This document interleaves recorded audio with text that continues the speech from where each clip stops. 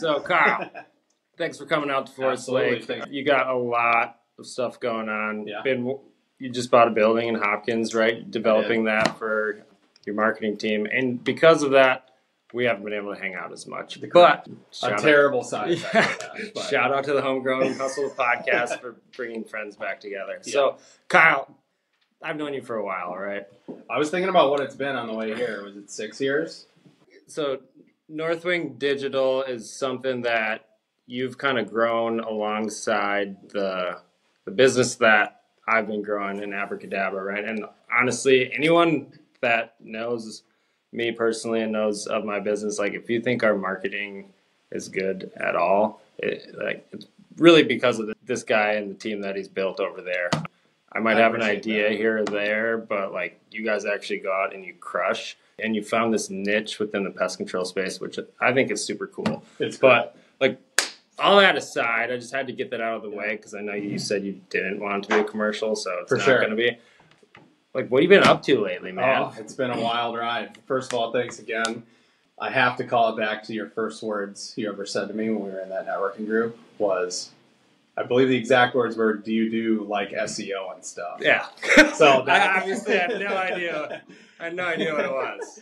And I think you mentioned like our businesses have grown alongside one another. I think some of the coolest relationships as a business owner, I think what a lot of people don't see is how kind of like lonely and introspective it can be at times, right? Like you have so much in your head and it's so hard to sort it all out and kind of see the future of where everything's going. And a lot of people don't recognize that. And I think some of the most special friendships, relationships I've formed in my life have been people who are kind of encountering those challenges and growing at the same pace that we are, right? So I consider you one of those, and it's it's a cool relationship to have. Yeah, so it is. Like, we wouldn't have it if you sucked at what you did. At the end of the day, so I just think it's cool to see those trajectories alongside. We've got some other people that we know through some networking that we've done, and similar experiences there, right? So shout out Wes Nichols, Pro Tree Outdoor. He's another one. Yeah. So we also wouldn't still work with him. So when so SEO, let's define like in society and like marketing right now, what does SEO mean?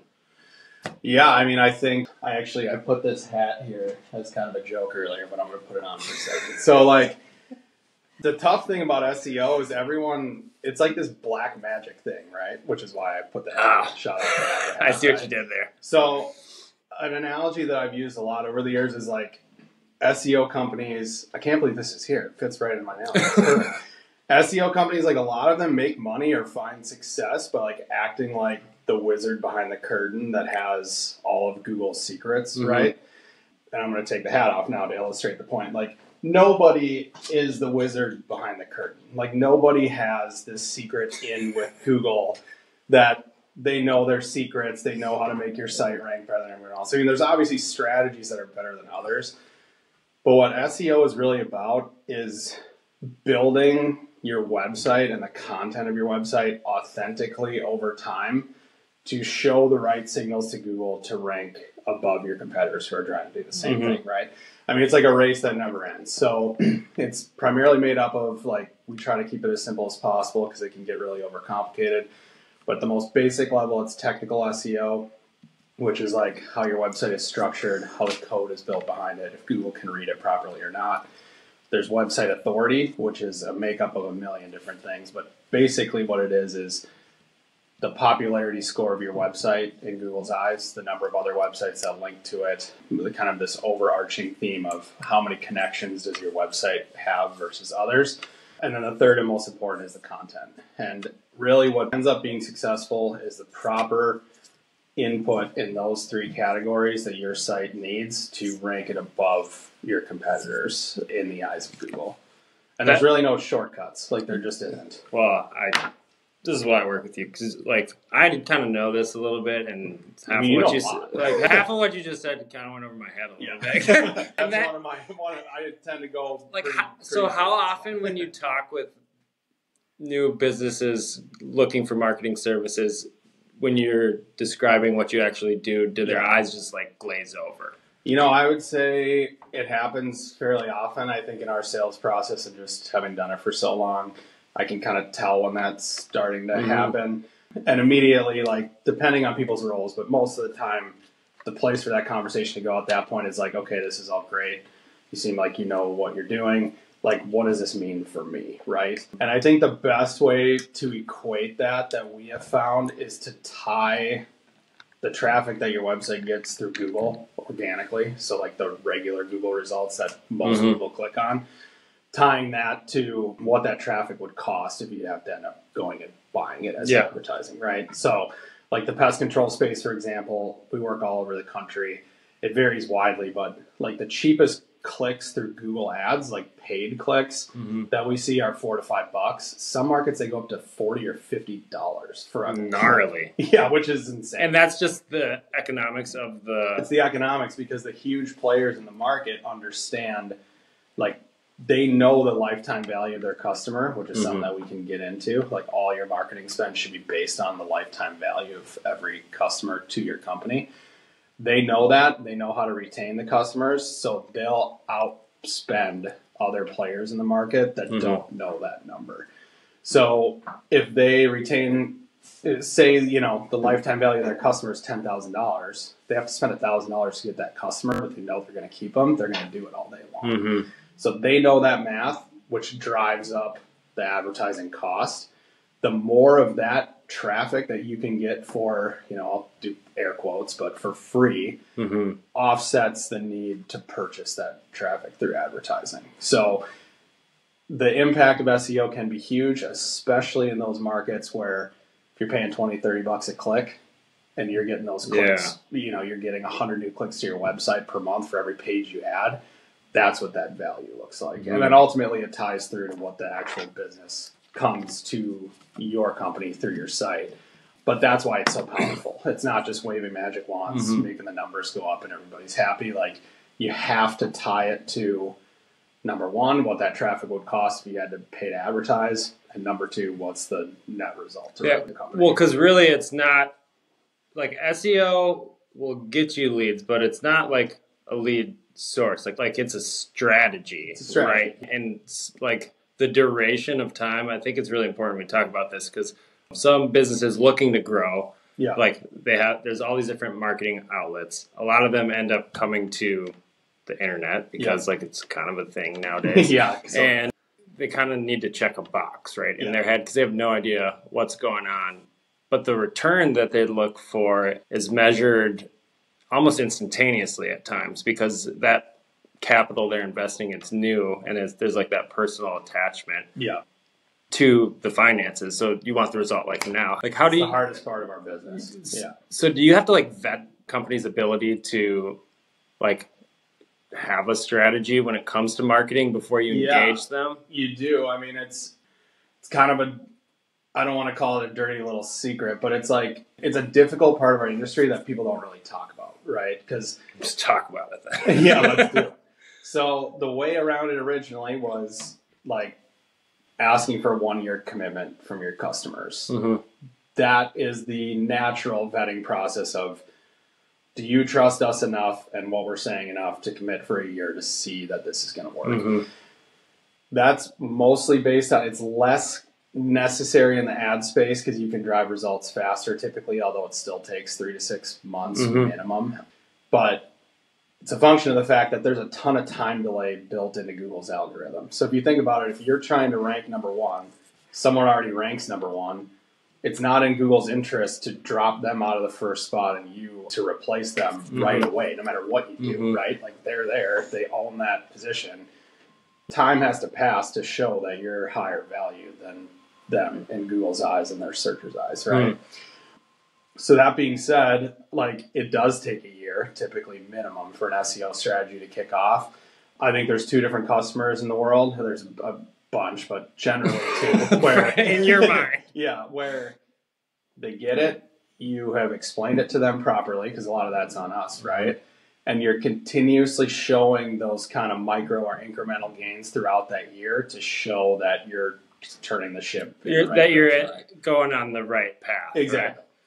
There's a second type of customer where no matter who it is or what they do, they're probably going to cycle through 2 or 3 agencies during that time before they kind of That's their learning process, right? It's their learning process, right? And the hard thing about on our side of the fence is we invest a ton of time on the front end, like a massive amount of time in the initial research, competitor analysis, all things we need to do. So it's ultimately just kind of an accepted, if you're not going to require that year commitment, it almost becomes kind of an accepted business loss that you're going to run into that here and there. And that's just what that client needs for their learning process. So you almost have to like build that into your revenue model as a business. Or if you're going to not offer term contracts, then yeah, I mean, that's ultimately what you have to do. And it's a hugely debated topic in our industry right now, commitment or not commitment. I'm seeing actually a lot more agencies, it seems like, switch back to some type of initial term commitment. We haven't done that yet. We're still a no commitment agency. I plan to stay that way. But for a while there, it was like if you required any type of term contract, you weren't signing up anything. And now it seems like companies are switching back to that. Why do you think that is? You know, I think part of the reason for it is there's just so much demand in our space right now that it's kind of settling back to that natural vetting process, right? Because no business like mine, I have a really hard time with this. I have a really hard time in the sales process. You have a hard time with a lot of stuff. Yeah, correct. What I have a hard time with is saying, like, this doesn't feel like the right fit. You know, it becomes personal then, right? They think you don't like them. But what it really ends up being is if you have that parameter set to work for a period of time that kind of the industry accepts it takes for it to work, it sort of naturally becomes that turning point of if they're going to stick it out for at least that initial long haul, or if they need to go through a couple agencies to kind of understand that the process takes time. So I don't know. Again, I haven't made the step to switch to that term yet. I don't plan to in the shorter, medium term. But it's an interesting point, and I'm glad you brought it up. Like, it's something that seems to be shifting in our industry a little bit. So, I mean, this is just a crazy thought. It's probably like base, but do you think that the overall consumer for digital marketing, which is same consumer base as before, right? Generally. But do you think that they're just more educated about the fact that it's needed, and 100%. Now because of that, and there's so much demand. Yeah. And because the demand's going up now, specialization in the type of customer is also increasing so that there's not that built-in loss consistently. Like, I think that makes sense. Like, I think the market demand is only ever increasing for what we do, right? But what I'd also say with that is our average customer that we're talking to, like I started doing this professionally in 2012, so over a decade in, the level of knowledge, yourself included, with the typical client we work with now versus then is like probably 100 to 1, right? Like, there's so many free resources. We have clients sending us what they've seen in SEMrush, all the tools that we use, and we have the professional version of, but they get it, they understand it. It's just about taking that knowledge and combining it with our expertise and the length of experience we have in the industry, right? I'm not sure exactly how that plays into the term discussion, but I think there's a lot more people who are doing it themselves as well, which carves a little bit out of that too. We're seeing more clients that are saying, I've managed this myself for X amount of years, but now my bandwidth is tight and I want to outsource to an agency. So yeah, the customer base is definitely changing. I mean, it's the same people that we're talking to, but they're armed with a lot more information than they were when they first started doing this. And I guess I'm not that special. Everybody's learning, but I have learned a lot just by working with you, and I guess it's been more like experimentation overall. We've tried a lot of shit that did not work. Well, you have. If you're not trying things that don't work, you're not trying hard. Well, and we've also tried a few things that, when they popped off, didn't work. Took a while, and now they're coming back around and they're actually crushing, banner ads and stuff like that. For sure. I remember when we ran a dock campaign around Big Island. No, it did not. But I mean, if you live on a lake, you see a banner ad for dock spider removal, you'd think it would work. But some of that stuff, everything looks perfect. The data tells a story. I mean, that's why we share the data with all our clients. We can make our best educated guess. Everything can look good on paper. You run it for 2 months and see it. And really, data specific to a market, especially when you're a service industry, right? But even that market hyper-local data, it's not your business. Yeah. So you don't actually know. No, you don't. I mean, so just start doing it and and then measure it. That would be my sales process if I were you. Like, dude, you got to make some decision. The internet's not slowing down; it's only speeding up. Yeah. Go. If it's not with me, find somebody cheaper. I don't care. Yeah. But like, doing this makes sense for your business and anybody else's business. Anyway, so we dove really deep right off the bat. Yeah. No one even knows who you are at all right now. We may have to cut. Do my background and put that in front of what we just did. All right, so let's go back to, you said 2012 you started doing this professionally, right? Yeah. I mean, I guess define professional, right? So work in progress. So my background, the reason I have a love for this is it was actually earlier than that. So I graduated high school in 2009. So same. Not a great time for the economy. I think everybody knows that.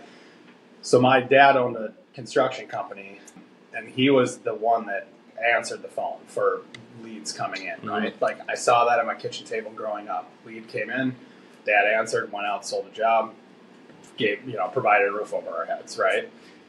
So I don't think it's any secret that during my high school years, the construction industry went through an extremely difficult time, right? Yeah. So it was kind of funny. I was always the kid nipping at his heels when I was young. Like, you got to get a website. You got to do this. Just, I can imagine how annoying it was. But when that time came, it was like, wow, we got to, because it was relatively new back then. That's not every business. You're talking about the internet. Correct. Yeah, the internet, the whole thing we're doing here, right?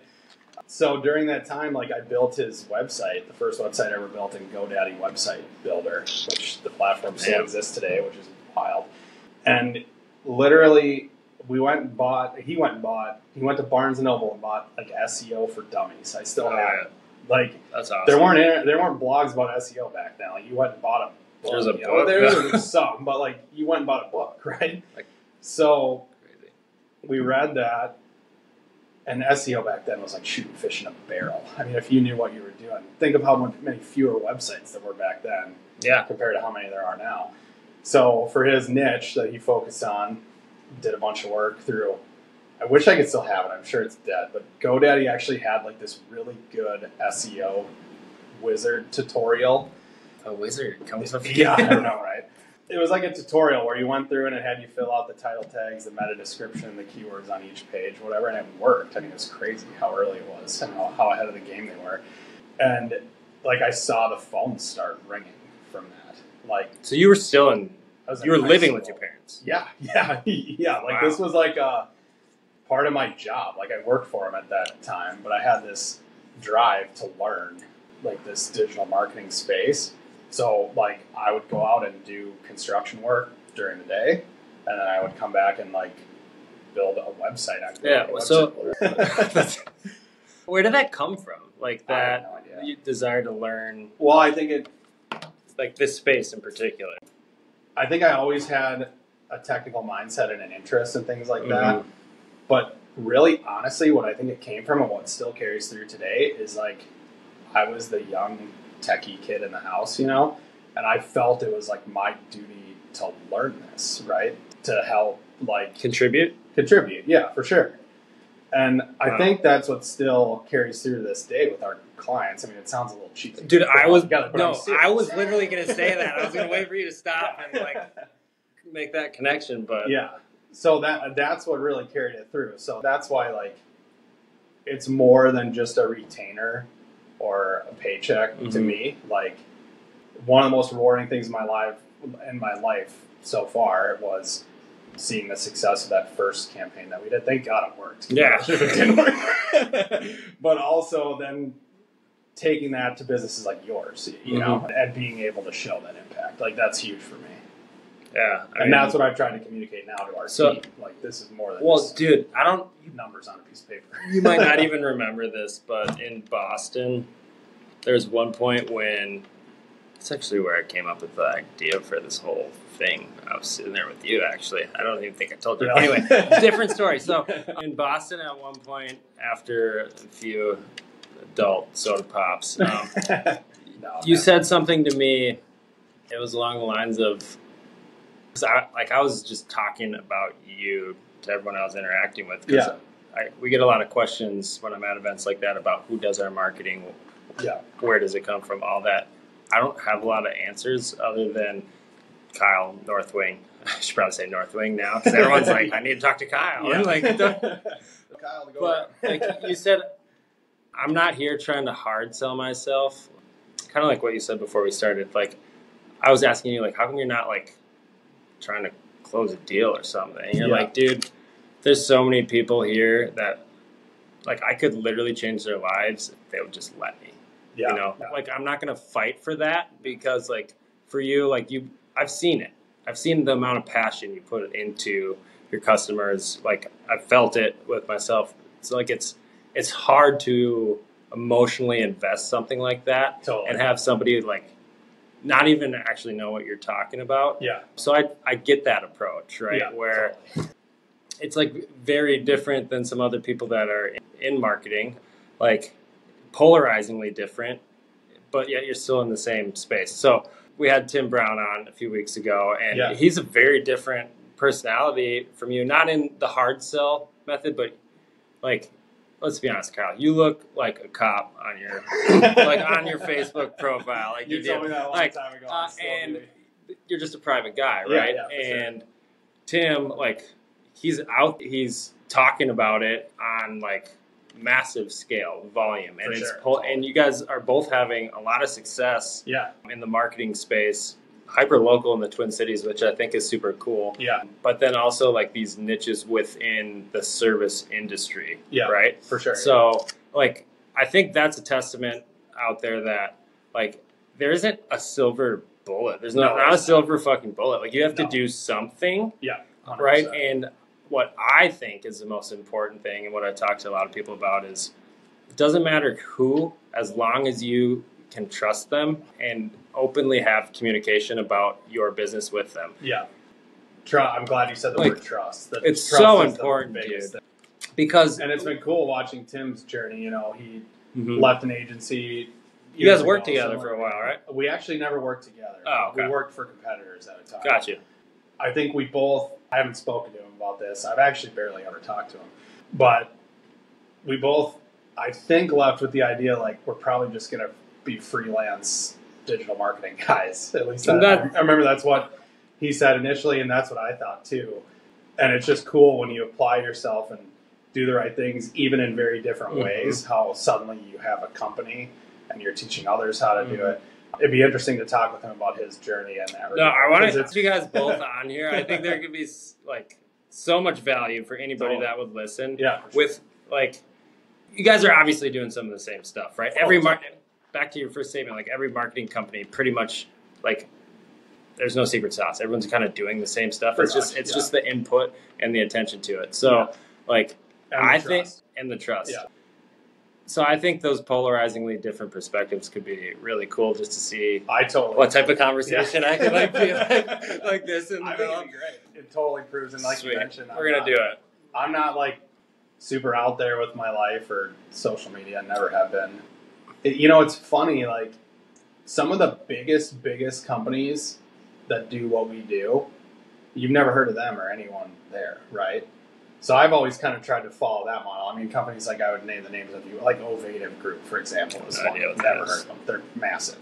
So that's the model I've kind of followed. But then you have these companies that have the guy that's putting himself out there, guy or gal putting themselves out there, becoming the expert in the space and driving business that way. So it's just interesting to see how both can work, but each one probably could stand to come towards the middle a little bit. You know, in my case, for sure. I've been focused internally on our business a ton this year, and I'm definitely planning on, this is kind of one of the first steps in that, but getting out there and doing a little bit more of that for sure. But yeah, it's really interesting how there's multiple different strategies and you can make them work as long as you're doing the right stuff.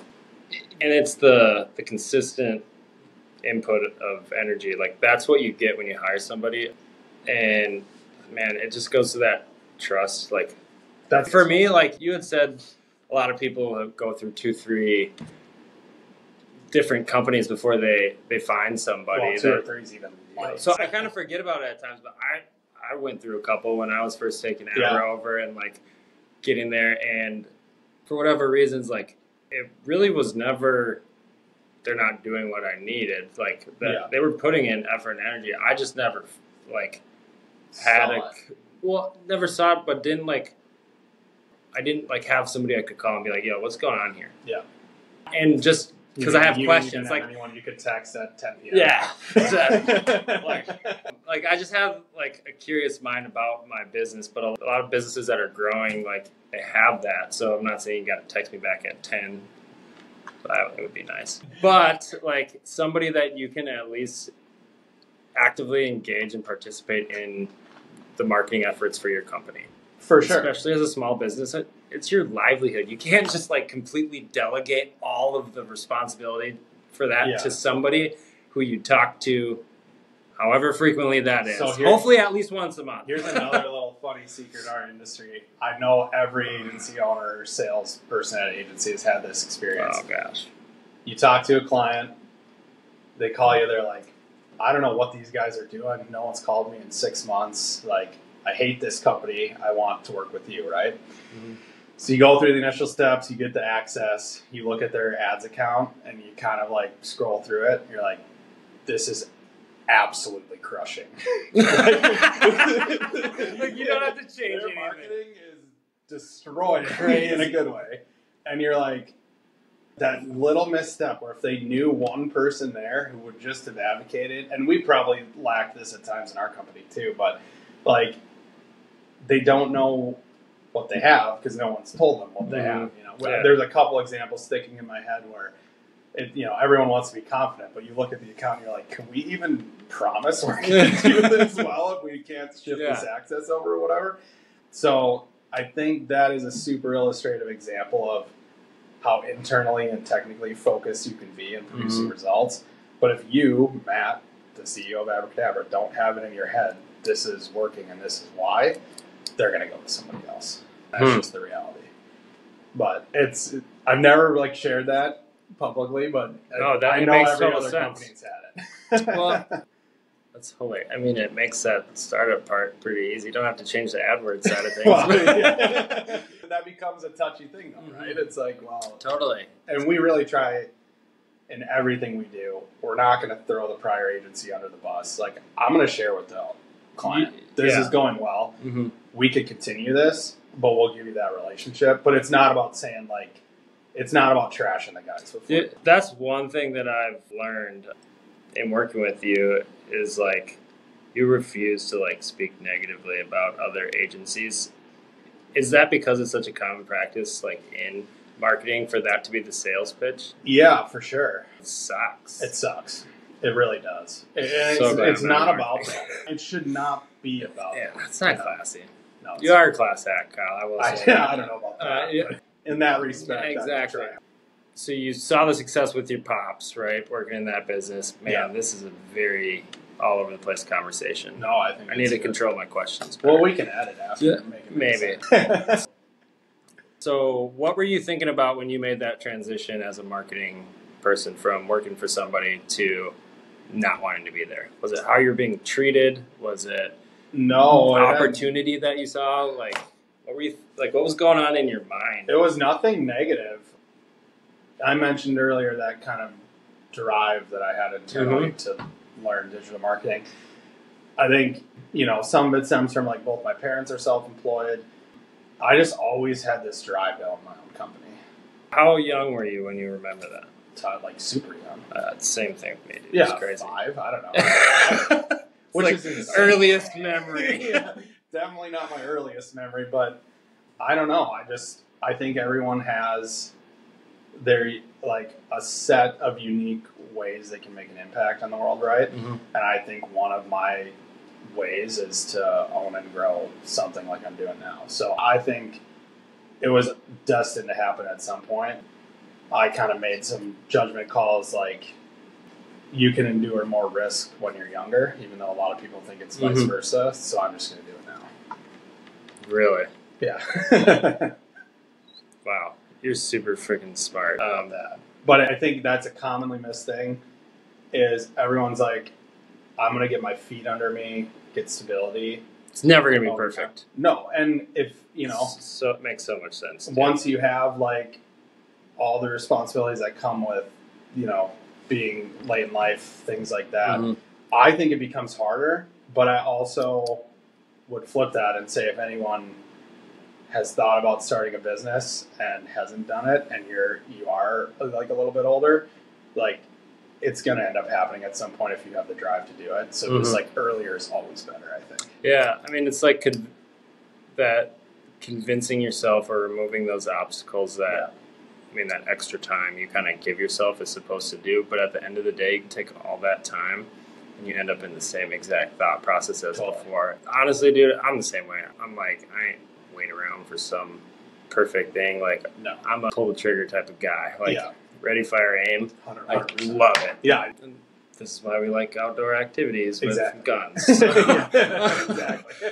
Controlled chaos. So I was thinking about this earlier on my drive over.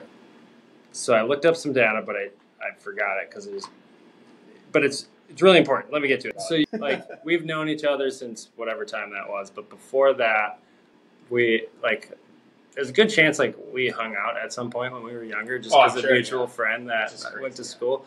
Do you know that the likelihood of two people born like in the same era actually like meeting is like 0.0001%? Really? Yeah, and the fact that it like maybe that I just think it's fascinating, and like that data point. It might not be that number, but it might be like. Well, and you're one of a few people in my life, like when you recognize patterns, who, like, we kind of met twice, right? Yeah, that's what I mean. Which like is even have that because Wes, who you talked about earlier, same thing. Like, my buddy's mom ran a daycare, who I went to for years when I was super little. He went to high school with Wes. We met a couple times back then, and then we reconnected in the same group that you and I did. You and I had a mutual friend in the past, so it's like. And now we're all running and growing companies, bouncing ideas like off each other. That whole destined to happen thing. Like, there's something to that. There is. I'm not sure where I was going with that, but no, I think it's an interesting point for sure. So, you grew up around small business. Now you're like, tell us about the growth of your business right now, and like maybe some of the things you've learned along the way through your growth of a digital marketing firm. How long do we have? Like 2 days. I mean, that's like 20 minutes maybe for a week about it. I would say, I mean, we've been growing really quickly. This year, we've stabilized a little bit intentionally because I've been very internally focused on our systems and processes in our company, getting our building, obviously, which is going to be a big advantage for us. Build out. So funny, marketing, and you need this building. I mean, it's dumb, right? But you need an office. I'm a big proponent of like what people pay for in our service is a bunch of skilled minds thinking together on how to push things forward. We survived through COVID just fine, which was a crazy experience, relatively young business. But I believe those minds, at least for some portion of the time, need to be together physically as much as reasonably possible to bring the best output for our clients. So that's why I've invested heavily in that. I think if we tried to grow as aggressively as we were growing during that time, it would have been a little dicey and not the best for our clients. So we're going to do another big growth push here. But, you know, we have 12 full-time employees now, looking at doubling again, and we doubled fairly quickly before that.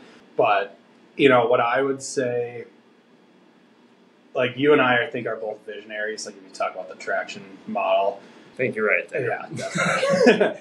So I think the difficult part about being a visionary is you kind of tend to do things out of order a little bit. If I was going to say like my one biggest learning lesson in managing a fast-growing company is you have to sort of do your homework, so to speak, before the big test, right? Yeah. Like you have to focus internally. You have to build up your people. If you just try to pile more stuff in the funnel and you don't have that engine for it to land and be managed properly, you're going to just redline and then come back down to normal a couple times. So I think every business owner has dealt with that. You know, I think the flip side, if you're like a business owner who's more of an integrator or an operator, is you tend to focus too heavily on those things and you don't see like the growth that you could have. That's why that model of those two. Well, you have to sell stuff. Nothing happens in a business until somebody sells something. Period. Correct. I remember those days. I mean, I have nothing to do tomorrow until I sell something. I mean, so you said a lot right there. Let me try to unpack it a little bit. So you talked on traction, which, I mean, a lot of people in business talk about it. The personalities within that, and really understanding yourself and your personality is really important. The other part that you brought up and didn't say directly was like understanding where your business is at. Yeah, for sure. Right? And where some of those structures are, that is the right thing to focus on, which in your business it was, because there's so much system and process part of that, that if you didn't, like the amount of chaos you would cause by selling more, like it's that risk reward, right? So you're smart enough to be able to figure that out. Well, I wouldn't say I figured it out right away, but you had to learn it, right? Yeah. So was there like, what point was that like can't do this shit anymore, or was there some advisor that you're talking with? You know, I've had quite a few. We never had like that oh shit moment where it was like the hard real, like we never had a rock bottom that caused us to do that, you know? But one thing that was told to me in the past that stuck with me is like being self-aware is one of the most important things in life. Like looking at the mirror and being able to accurately see. I forget who said it. But the point about it is like self-awareness is super important, but your business's self-awareness is different than your own self-awareness. So your business has to be able to look into a mirror as accurately as you can look at yourself in a mirror and understand what's going on. That's probably hard for business owners to see. Totally. You get to see it every day now, right? Because that's for sure. It's like, your baby. So, So once I realized that, and I was like, wait, I need to, like every business needs to be able to back up what they're saying, right? Like, you need to be able to figure out where your gaps are in film. So that was like definitely a moment where things didn't spin off the rails by any means, but it was like that could happen and we need to avoid that. And you weren't okay with it going that way, just to drive some number. No, it's all about the client, right? You start doing a shitty job for your clients, you're not winning, and 100%. That doesn't feel good, dude. No. Like it feels terrible. Wow, this has been really good. How much more time do we have? I have honestly 20. No idea. Okay, 20 more minutes. Sick. So we got 20 minutes. So where do I want to go with this? You tell me what you're like the most excited thing that you have in 2024 for yourself and your personal business, and then maybe for your customers. Yeah, that's a good question. I think those are all the same thing, right? I'm so close enough to it. It's kind of all the same. We have a lot of cool things that we're rolling out that we've kept pretty behind the scenes, again, as part of this kind of like infrastructure building phase. It's going to maybe sound kind of lame, but we custom developed a portal for our clients to use to better interact with us. We're in the process of rolling it out. It's going a little slower than I wanted it to, but we want to get it 100% right. And what it's going to allow us to do, it's one of many different initiatives. I mean, I would say the thing I'm generally most excited about is having the opportunity, after taking this time, to scale and grow our client relationships in a way that makes sense. It's good for them, right? And I think that that's a huge crux of it. And basically what it was built upon is what you were saying earlier. Like, I think the relationship model between agency and client has pretty much always been to some degree broken. And what we've tried to do is bring it all together in a way that like clients have software and data to interact with, but it's also personal, and it doesn't just feel like you're getting sent some BS link and there's nothing behind it. So we've worked really hard to bring those two together. So that's and like organizing the whole process and some of the thought patterns of your consumer, right? The person you need feedback from, and you need to be able to deliver information to. All you're kind of doing is creating this, like, it's not, I mean, it's a space, but really it's more like a language and how to communicate with all the relevant information. Exactly. Because it's probably because you've realized, we've talked about like how busy business owners Yeah. are. Unless you're working with one of the larger companies that you work with where you're like, you got a dedicated marketing person on the other side where that's what they do. Yeah, well, yeah, people have stuff to do. So, like, giving that accessibility, I think that little component for people that are learning to be able to access it at 8 o'clock, 9 o'clock at night when you have time as a business owner to think about some of that stuff. Yeah. I think that opens a lot of opportunity because now the depth of thought can really happen rather than getting to this question where you got to call somebody to ask them that, and it's like time dependent. Yeah, and then it's like you can miss the call, then they call it. You can start the phone tag game, and it's just inefficient. So, and then that's when somebody switches their marketing when they're crushing it on AdWords. Exactly, because they don't know what the hell's going on. And it'll never be perfect. I think this is going to be a strong step in the right direction. I mean, that's just one of many things. I think to zoom out even more, like, I think one of the most surprisingly rewarding things in my life, based on what I've heard other business owners say, is hiring people and putting them in the right seats and watching them grow and start real careers. Yeah. Most of our team we've hired super green and trained up into our way of doing things. I'm looking forward to being able to do that with more people, but also the ones who are kind of ready at that spot where they have 3 or 4 years of experience, they're taking on leadership roles. Yep.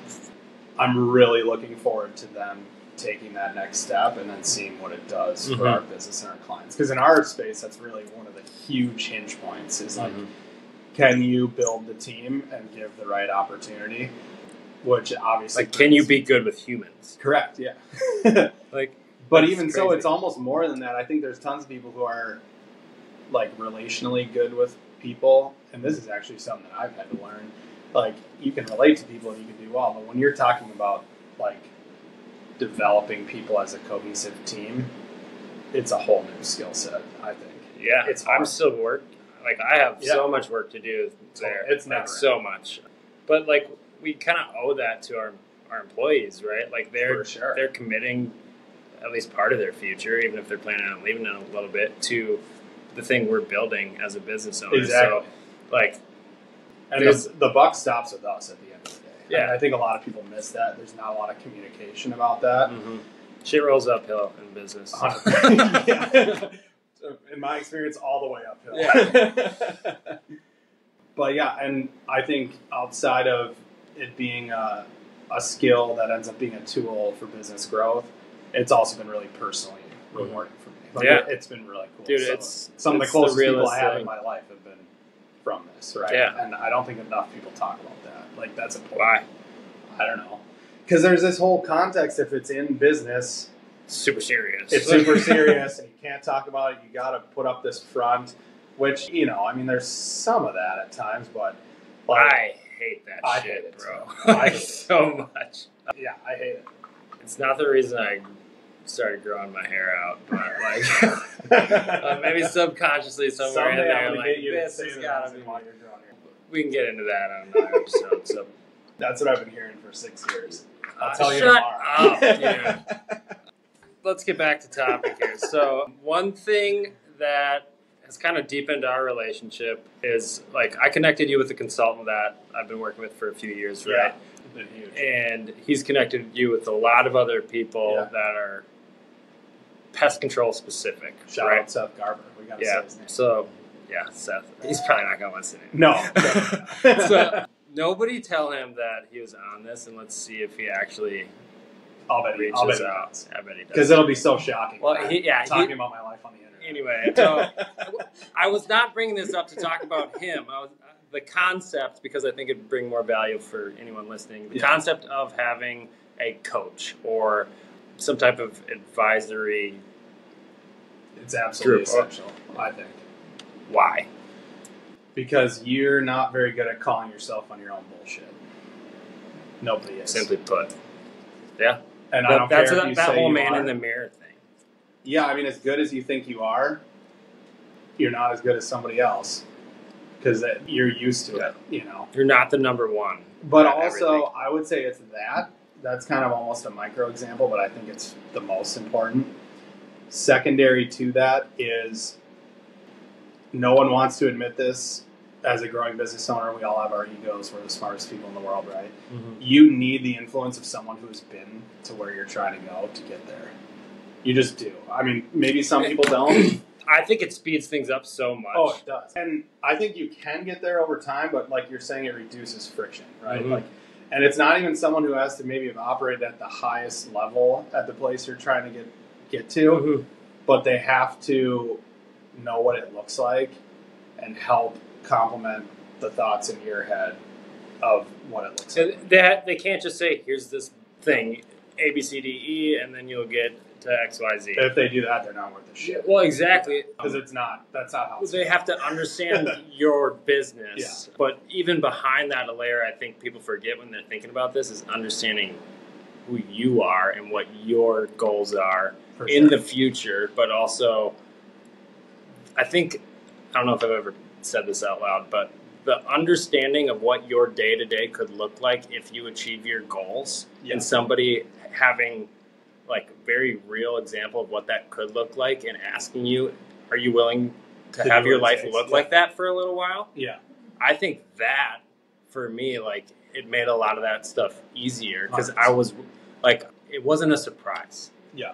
Right? It was almost like a spoiler alert in the story, right? Yeah, but you need it, or else you don't get there.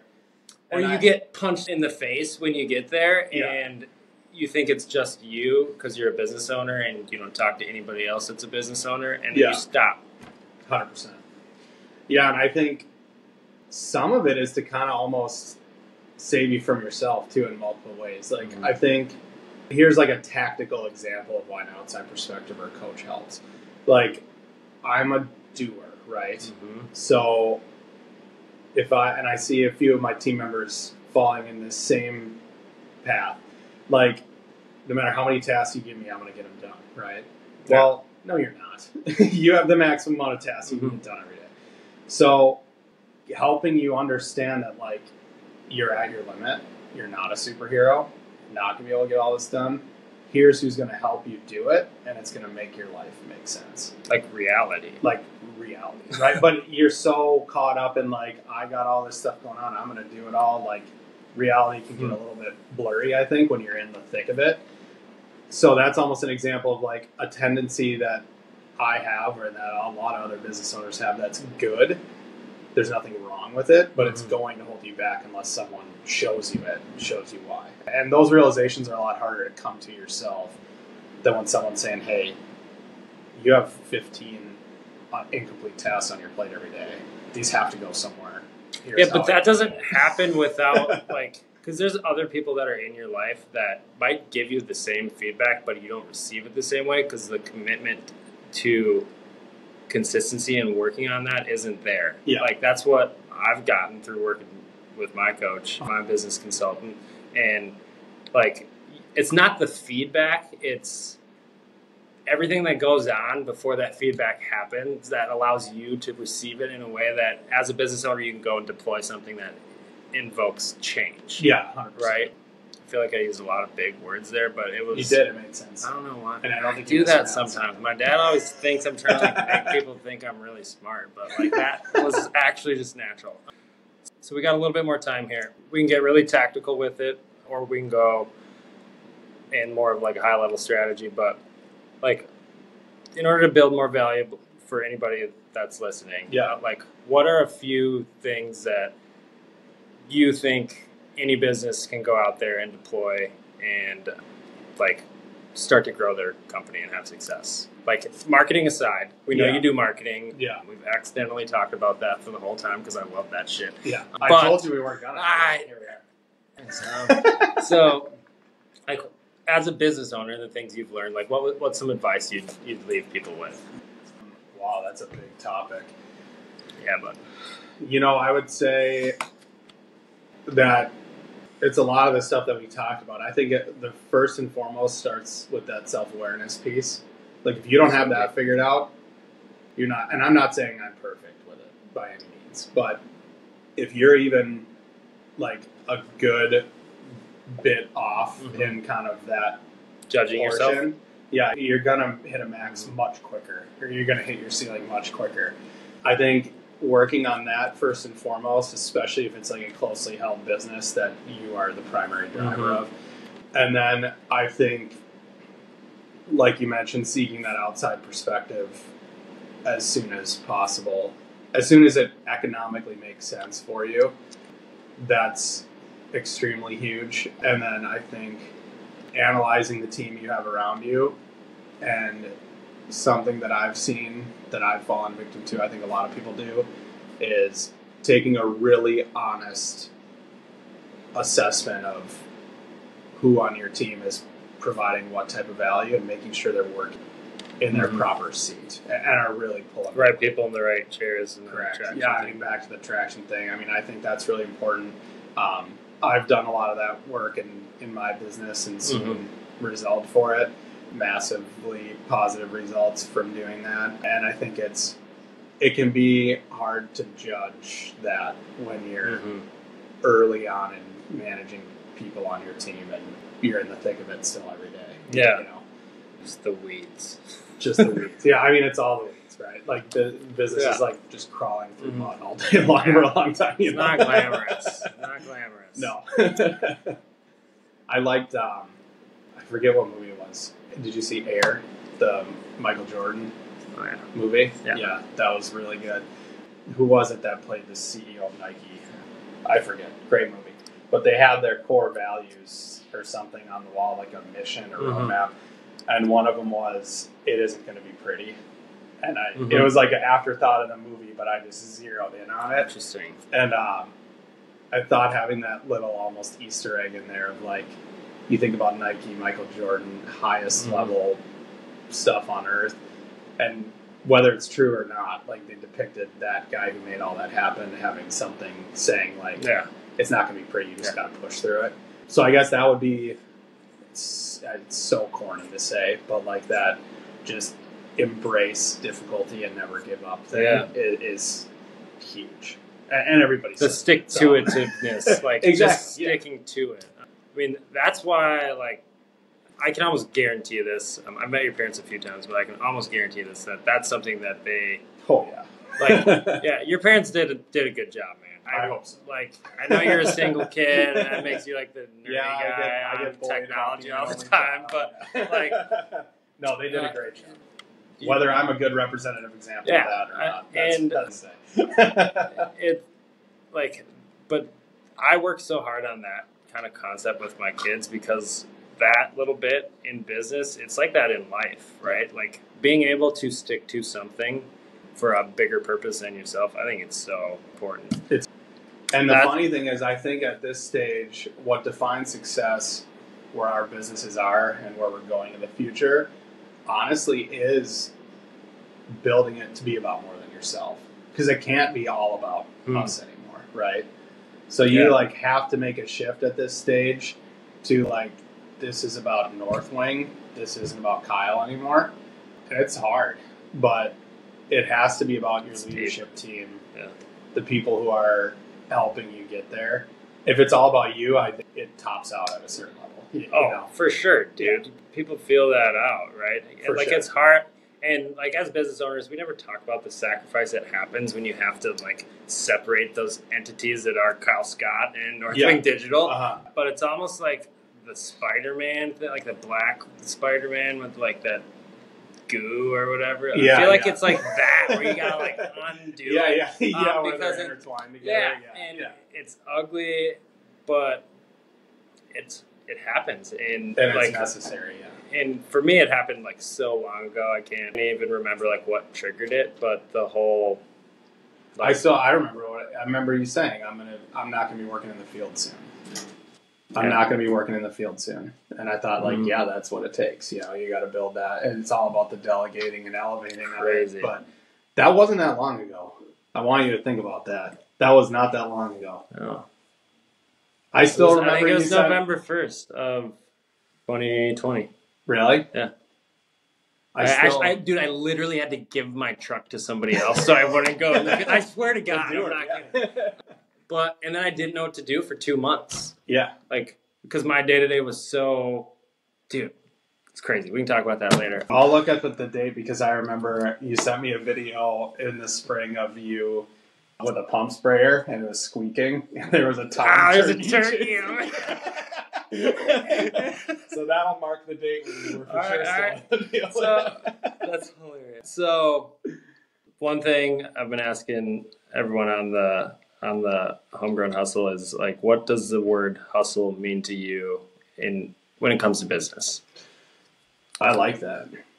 I'm not just shooting all from the hip over here. A lot of it is. That one was thought out. That was thought out. It also incriminates me that I didn't listen to the one I listened to all the way through because I didn't get to that part. So everyone's thinking that we're going to get that out there. I actually didn't start until like the 5th one. There you go. So I did. What does hustle mean? I mean, I think hustle can have a positive and negative connotation, right? Mm-hmm. I think the downside of hustle is you're kind of a hustler, right? Like you're signing up stuff, but that's what it takes. When you're early on, you got to sign stuff up and figure out how to do it. So I don't see that as a negative connotation. You just make it happen. That's what hustling. Because that's the difference. If you hustle up the work and you get it done, then you get to the next level. If you hustle up the work, you don't get it done, then you stay there, right? So it's like that natural reward process. Once you get your feet under you doing that, then I think hustle's all about that don't quit mentality. Like you can't lose that. I think a lot of people stay in that space of hustling to get it up to a certain level. And like the reason I don't think hustle is negative at all is I think at any point if you lose that, you stay right where you're at and potentially go backwards. So it's what gets things started and it's what keeps things going, and like you'll never have a day where you lose it. You can't. You quit growing. So yeah, I like that concept a lot. Maybe I'll listen to the next episode. Well, now that you're doing that. So you are really good at what you do. And I appreciate that. The social media is terrible, though. So if anybody wants to get in contact with you, don't look for them on Facebook. Yeah, we're not a social media company. We're a nerdy digital marketing So what's the best way for somebody to get in contact with you if they're looking for a switch in their marketing company? Yeah, NorthWingDigital.com. Okay. Just go straight to our website. We got a bunch of case studies on there. I should have included this in our excitement. We're going through a full website overhaul. It's the 4th time you've done that since I've known you. Dude, that's every web company. That's every web company. So that'll be launched just after the first of the year. But even still now, we have a bunch of case studies on there, descriptions of what we do. Go check it out and just reach out right through there. You'll get it right. That's awesome. So anything to the pest control industry specifically, just because I know a lot of people that we mutually know. Calculate the long-term value of your customer. What's the math problem for that? You actually have a video on LinkedIn of this. I do. That people can reference. But I do. Let's run through it. It's like a Minnesota goodbye almost. Like let's do it. Look where we are. So, like, how does somebody go about doing the math for that? Annual service costs times average length of customer contract.